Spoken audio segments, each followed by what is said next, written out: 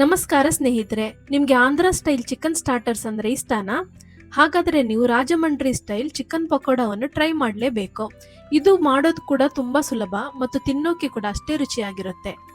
ನಾವಿಲ್ಲಿ ಒಂದು ಮಸಾಲೆಯ ಪೇಸ್ಟನ್ನು ತಯಾರಿಸಬೇಕು. ಅದಕ್ಕೋಸ್ಕರ ಒಂದು ಮಿಕ್ಸಿ ಜಾರ್ಗೆ 3 ಹಸಿಮೆಣಸನ್ನು ಹಾಕಿ 8 ರಿಂದ 10 ಬೆಳ್ಳುಳ್ಳಿ ಎಸಳುಗಳನ್ನು ಹಾಕಿ ಮತ್ತು 1 ಇಂಚಿನಷ್ಟು ಶುಂಠಿಯ ತುಂಡುಗಳನ್ನು ಹಾಕಿ ಸ್ವಲ್ಪ ಅರಿಶಿನ ಪುಡಿಯನ್ನು ಹಾಕಿ 1 ರಿಂದ 1.5 ಚಮಚದಷ್ಟು ಕೆಂಪು ಮೆಣಸಿನ ಪುಡಿಯನ್ನು ಹಾಕಿ 1 ಚಮಚದಷ್ಟು ಗರಂ ಮಸಾಲ ಪುಡಿಯನ್ನು ಹಾಕಿ ಇದರ ನಂತರ ಒಂದು ಸ್ಪೂನ್ ಅಷ್ಟು ಕೊತ್ತಂಬರಿಯನ್ನು ಹಾಕಿ ಸ್ವಲ್ಪ ಜೀರಿಗೆಯನ್ನು ಹಾಕಿ ಹಾಗೆಯೇ ಅರ್ಧ ಸ್ಪೂನ್ ಅಷ್ಟು ಕಸೂರಿ ಮೇಥಿಯನ್ನು ಹಾಕಿ ಮತ್ತೆ ರುಚಿಗೆ ತಕ್ಕಷ್ಟು ಉಪ್ಪನ್ನು ಹಾಕಿ ಇಷ್ಟೆಲ್ಲ ಸಾಮಗ್ರಿ ಹಾಕಿದ ಮೇಲೆ ಇದಕ್ಕೆ ಮೊದಲಿಗೆ ನೀರು ಹಾಕದೆ ಗ್ರೈಂಡ್ ಮಾಡಿಕೊಳ್ಳಿ.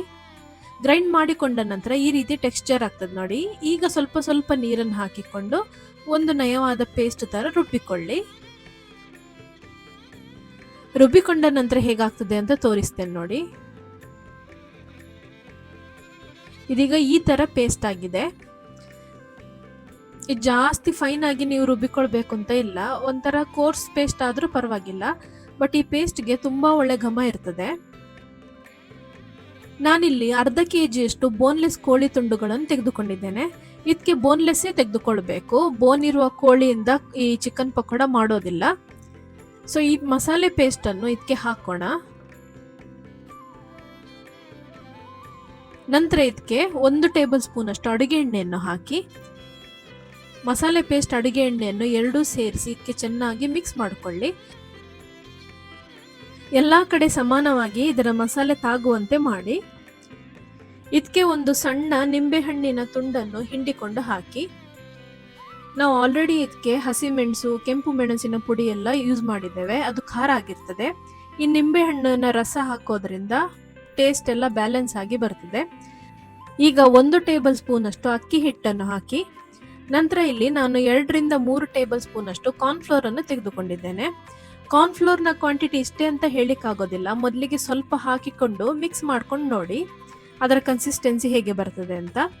ಒಂಥರ ನಮಗೆ ಪಕೋಡ ಮಾಡುವಾಗ ಯಾವ ಕನ್ಸಿಸ್ಟೆನ್ಸಿ ಬೇಕು ನೋಡಿ ಆ ಥರ ಇರಬೇಕು.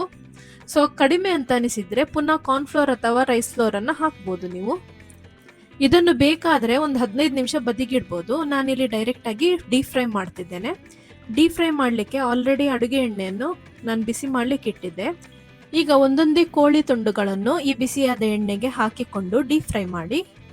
ನೀವು ಎಣ್ಣೆಗೆ ಹಾಕಿದ ಕೂಡಲೇ ಸೌಟನ್ನು ಹಾಕಬಾರ್ದು, ಅದರ ಕೋಟಿಂಗ್ ಎಲ್ಲ ಹೊರಗೆ ಬರ್ತದೆ. ಒಂದು 2 ನಿಮಿಷದ ನಂತರ ಈ ರೀತಿ ಫ್ಲಿಪ್ ಮಾಡಿಕೊಂಡು ಎಲ್ಲ ಕಡೆ ಸಮಾನವಾಗಿ ಡೀಪ್ ಫ್ರೈ ಮಾಡಿಕೊಳ್ಳಿ. ಹಾಗೆಯೇ ಮೀಡಿಯಂ ಉರಿನಲ್ಲಿ ಇದನ್ನು ಫ್ರೈ ಮಾಡಿ. ಇದೀಗ ಆಲ್ಮೋಸ್ಟ್ ಈಗ ರೆಡಿ ಆಗಿದೆ ನೋಡಿ. ಇದು ತುಂಬ ಕ್ರಿಸ್ಪಿ ಆಗಿದೆ, ನೋಡಿದ ಕೂಡಲೇ ಗೊತ್ತಾಗುತ್ತೆ ಪರ್ಫೆಕ್ಟ್ ಆಗಿ ಕ್ರಿಸ್ಪಿ ಆಗಿದೆ ಅಂತ.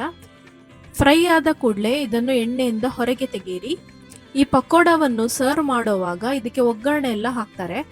ಸೊ ಅದಕ್ಕೋಸ್ಕರ ಏನು ಮಾಡಬೇಕು ಅಂತ ನೋಡೋಣ. ಮೊದಲಿಗೆ ಉರಿಯನ್ನು ಆಫ್ ಮಾಡಿಕೊಂಡು ಒಂದು ಫ್ರೈಯಿಂಗ್ ಮೆಷನ್ನು ತೆಗೆದುಕೊಳ್ಳಿ.